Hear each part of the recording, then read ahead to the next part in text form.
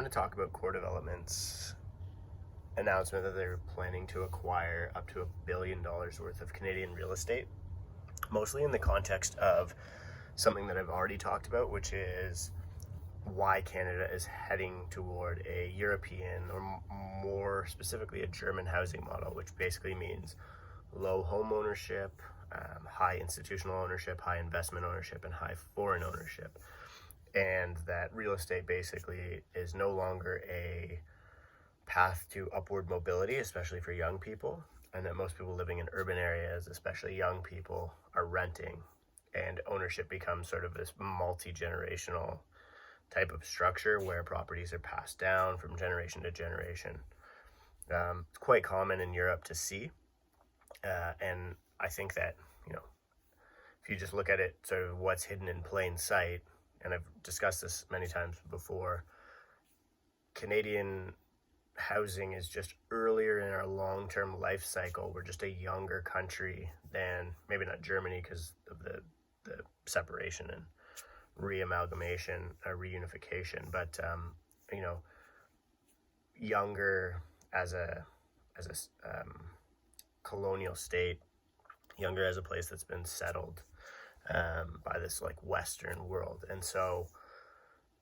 our land registry system is new and it's fresh, and it's we're much earlier in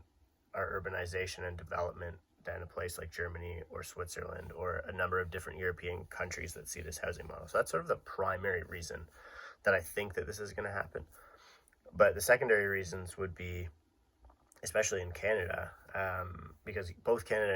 and the US, and actually most of the New World, so Canada, Australia, New Zealand, etc., countries that are sort of outside of that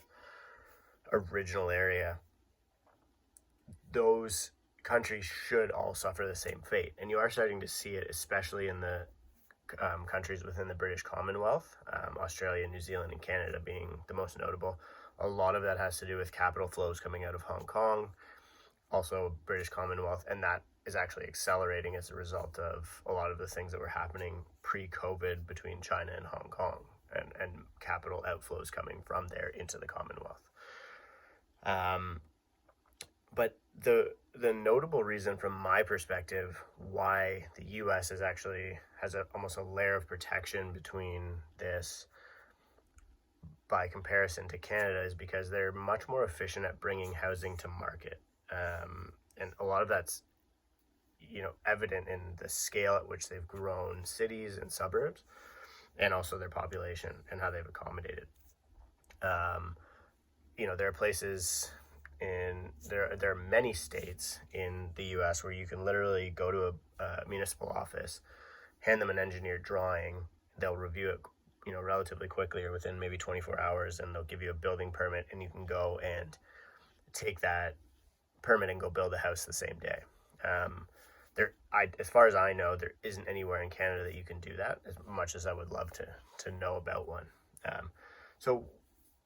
what this whole thing kind of tells me, and especially with Core's indication that they're going to be multiplexing a lot of these, the properties that they're planning to purchase, is that we've basically, the private sector is basically doing what the public sector has failed to do, which is increase missing middle density, so smaller density concepts, and a lot of that is basically because they've wrapped the housing supply chain in bureaucracy, and so it's not like this is a foreign idea. In the US, BlackRock Capital is buying billions of dollars worth of single family detached housing without actually the objective of duplexing or triplexing, multiplexing a lot of these things through the accessory dwelling unit concept. And the reason for that is, in the US, you can actually get a yield from a detached property. You can rent it out for as much money as it would cost you to own it. In Canada, it's very difficult to do that because our housing affordability has,